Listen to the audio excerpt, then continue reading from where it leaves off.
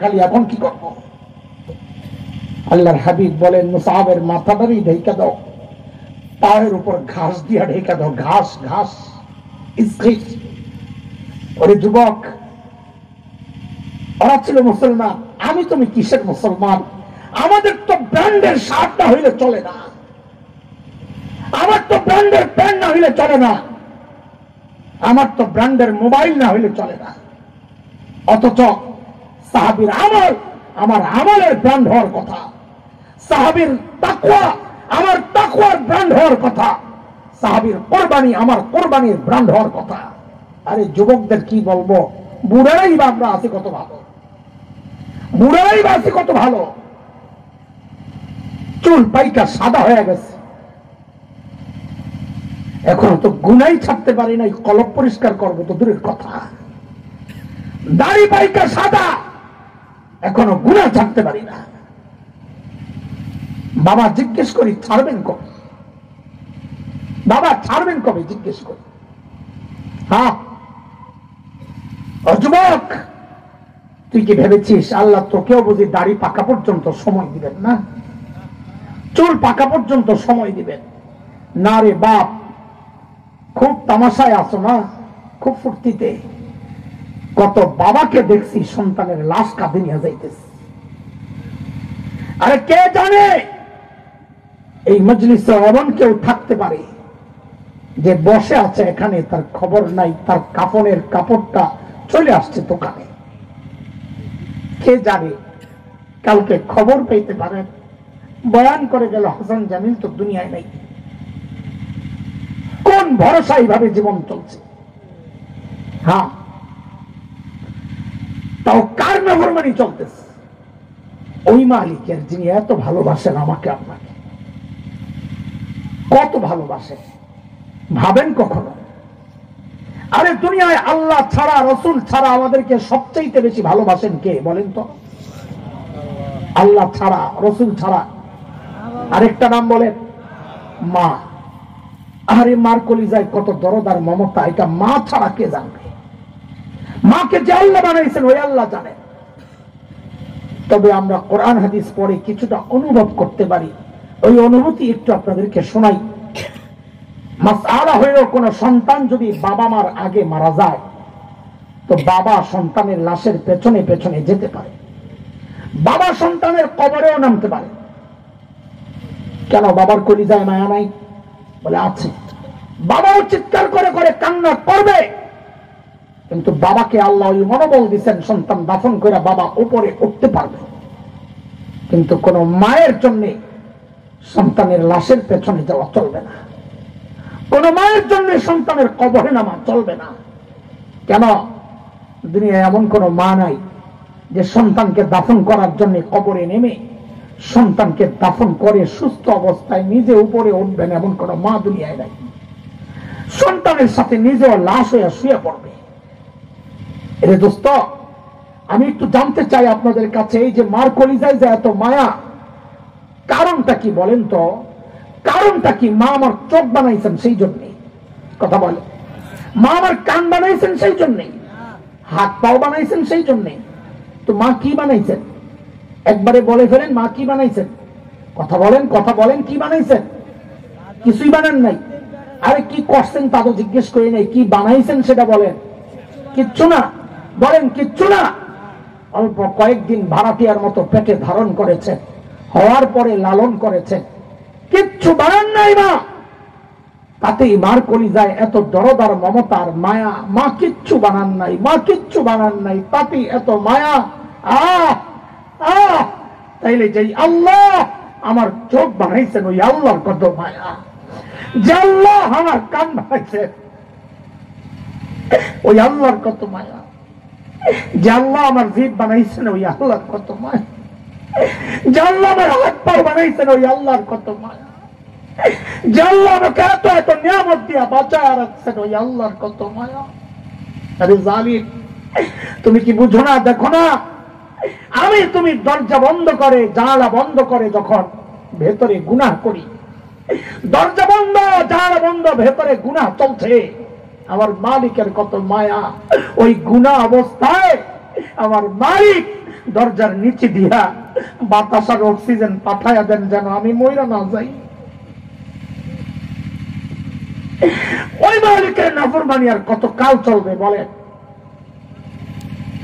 এর যুবক, আমি পাপী মানুষ, আমার কথাগুলো তোদের হৃদয়ে যদি টাচ না করে, নাও করতে পারে, যদি না করে এর চেয়ে ভালো করে বোঝানোর ক্ষমতা আমার নাই রে বাপ। আমি বলি কি, শোন, তোরা আমার সামনে আয়, যুবক আমার সামনে আয়, তোদের পাওগুলো আমার সামনে মেলে দে, আমি ওই পাওগুলা জড়াইয়া ধইরা সারা রাত বসে বসে কান্না করি, তাও তোরা গুনাহ ছেড়া দে, গুনাহ ছেড়া দে বাবা, গুনাহ ছেড়া দেন মা, গুনাহ ছেড়া দেন। মেহনত করেন কলবে, চোখের পানি ফেলায়া বলাইয়া ওই পাপী কলবটারে পরিষ্কার করেন পরিষ্কার। জামা তো বহুত হইছে, শরীর তো বহুত হইছে, এবার কলবটারে এক ফোঁটা চোখের পানি ফালাই একটু দিয়ে নেন। বরং মুখ পরিষ্কার করার চেয়ে কলব পরিষ্কার করা সোজা। হ্যাঁ, মুখ পরিষ্কার করার চেয়ে, পা ধোয়ার চেয়ে কলব ধোয়া সোজা। কেন? কারণ আমাদের একজন বড় আজীব মালিক আছে, যে মালিকের নাম গফফার। গফফারের পুরাটাই মায়ার মায়া, মায়ার মায়া। সারা রাত বসে বসে গফফারের মায়া শোনাইলেও শেষ হবে না। আমি দুইটা কথা শুধু বলি, একটু খেয়াল করেন। গফফারের কত মায়া! আরে দুনিয়ার সব মানুষ সবাই অপরাধীরে খুঁজে শাস্তি দেওয়ার জন্য, মা সন্তান অপরাধ করলে শাস্তি দেওয়ার জন্যই খোঁজে, বাবাও খোঁজে। আমার আপনার এমন একজন মালিক আছেন গফফার, যিনি অপরাধীকে শাস্তি দেওয়ার জন্য না, তিনি অপরাধী খুঁজেন মাফ করার জন্য। প্রতি শেষ রাতে আইসা আইসা ডাকতে থাকে, আরে আমিন মুস্তাগফিরিন ফাগফিরুল্লাহ, আয় কে কে গুনাহ করছস, আয় না আমার কাছে, আয় গুনাহ করে ফেলছস, আয়, আমি আসি তো, আমি আজকে তোরে মাফ করতে, তুই মাফ চা, আমি মাফ করে দিচ্ছি, মাফ চা। বলে কত মাফ করবে? আরে কত প্রশ্ন করাই মানে সে গফফার চিনে নাই, কত মাফ করবে? ছোট্ট একটা হাদিস শোনায় আমি মূল কথায় চলে যাব আবার ইনশাআল্লাহ। শয়তান আল্লাহকে একটা চ্যালেঞ্জ করেছিল, আল্লাহ আমি আপনার বান্দারে গুনাহ করাইতেই থাকবো, গুনাহ করাইতেই থাকবো, গুমরাহ করতেই থাকবো, করতেই থাকবো, করতেই থাকবো।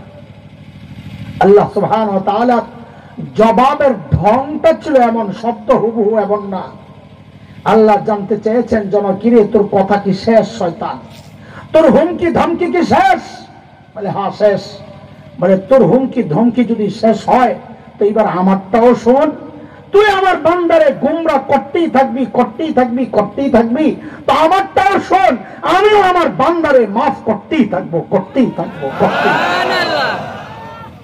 আয় মালিক, এমন মালিক থাকতে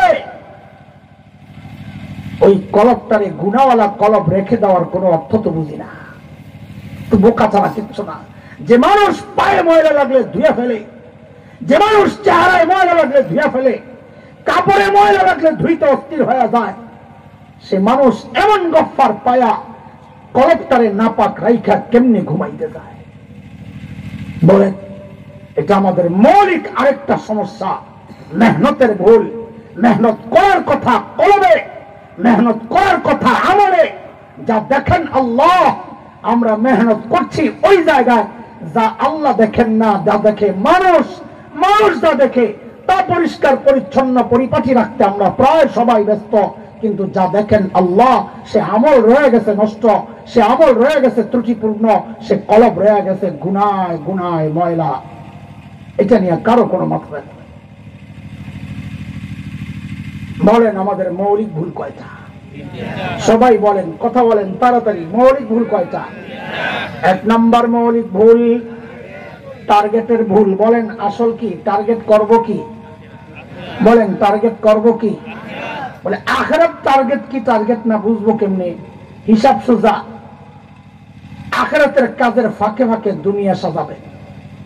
আমরা দুনিয়ার কাজের ফাঁকে আখিরাতের কাজ সাজাই, এটাই সমস্যা। দুনিয়ার কাজ তো আমাকে করতে হবে, করতে হবে না? কিন্তু করার সময় খালি একটা চিন্তা মাথায় রাখলে ওই কাজটা আখিরাতের কাজ হয়ে যাবে। কি সেটা? যে কোনো কাজ করার সময়, যে কোনো কথা বলার সময়, যে কোনো কাজ করার সময়, যে কোনো কথা বলার সময় খালি একবার চিন্তা করব, এই কথা বলার দ্বারা, এই কাজ করার দ্বারা আমার আখিরাতের কোনো ক্ষতি হবে না তো? আমি কি কথা বুঝাইতে পারছি? যে কোনো কথা বলার সময়, যে কোনো কাজ করার সময় খালি একবার চিন্তা করা, এই কথাটা বললে, এই কাজটা করলে আমার আখিরাতের কোনো ক্ষতি হবে না তো? যদি হয় আমি ওই কাজ করব না, তাইলে বোঝা যাবে আমার টার্গেট আখিরাত। আর যদি যা মনে চাই করি আখিরাতে কি আসে যায় না আসে যায়, তাহলে বুঝতে হবে টার্গেট বানাইছি দুনিয়া। আল্লাহ আমাদেরকে হেফাজত করে। 2 নম্বর মেহনতের ভুল। মেহনত করার কথা কলবে আর আমলে, মেহনত করতেছি বস্তুতে আর বাহ্যিক সুরতে। 2 উদাহরণকে একসাথে করলাম। 3 নম্বর মৌলিক ভুলটা আমি সময় নেব না, যেহেতু রাত অনেক হয়েছে, সেটা হচ্ছে আমরা আমল করি নিজের মন মতো করি। টার্গেটও ঠিক আছে আখিরাত, মেহনতও করতেছি, কিন্তু মাঝে মধ্যেই মেহনত করি নিজের মন মতো। সেটার নাম হচ্ছে শরীয়তের পরিভাষায় বিদআত। কি নাম? বিদআত। সওয়াবের আশায় কাজ করি আখিরাতের উদ্দেশ্যে, কিন্তু সেটা করি নিজের বানানো সিস্টেম মতো। আল্লাহ আল্লাহ রাসূলের দেওয়া বিধান, সাহাবায়ে কেরাম যেভাবে মডেল হয়ে গেছেন যে কাজের, ওইভাবে না কইরা যদি কাজ করি নিজের মন মতো, তাইলে আমি ব্যর্থ হব, সফলতা আমার পায়ে লুটবে না। আর যদি টার্গেট ঠিক কইরা সেই অনুযায়ী নিয়ম মতো মেহনত করি, তো আল্লাহ ওই যে বলেছেন শুরুতে, ওয়ামান আরাদাল আখিরাহ وسعى لها سعيها وهو مؤمن فأولئك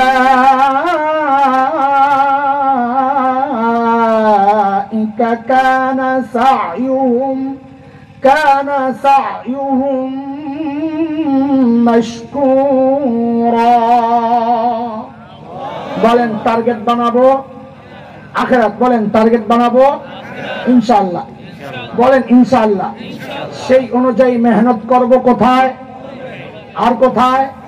আমলে, কলবে আর আমলে। ঈমান ঠিক রেখা আল্লাহ আল্লাহ রাসূলের দেওয়া তরিকা অনুযায়ী, ঠিক আছে ইনশাআল্লাহ, তাইলে দুনিয়ায় সফল হব, সফল আখিরাতে হব ইনশাআল্লাহ। আল্লাহ আমাদেরকে 2 জাহানের সফলতা দান করেন, বলেন আমিন। এই সুন্দর আয়োজন যারা করেছেন, যেই যুবরা, আল্লাহ তাআলা এই যুবকদেরকে হেদায়েতের দৌলত নসিব করেন। সাথে যারা সহযোগী ছিলেন, এলাকার মুরব্বীরা এবং আমাদের ভাই মুফতি শামীম ভাই, নাম জানি কি, আসাদুজ্জামান শামীম। আমরা তো শামীম বলতে বলতে আসল নাম ভুলে গেছি। মুফতি আসাদুজ্জামান শামীম ভাই, মুফতি শহীদ ভাই বয়ান করলেন যে মুফতি মাহমুদ হাসান হাবিবি, আল্লাহ তাআলা সবাইকে উত্তম জাযা দান করেন। এই সুন্দর আয়োজনটা করার পেছনে অর্থ দিয়ে, সময় দিয়ে, শ্রম দিয়ে, পরামর্শ দিয়ে যারা সহযোগিতা করেছেন, ধৈর্যের সাথে কথাগুলো শুনেছেন, আল্লাহ তাআলা সবাইকে এর উত্তম জাযার বিনিময় দান করেন, আমিন। ওয়া আখিরু দাওয়ানা আলহামদুলিল্লাহি রাব্বিল আলামিন।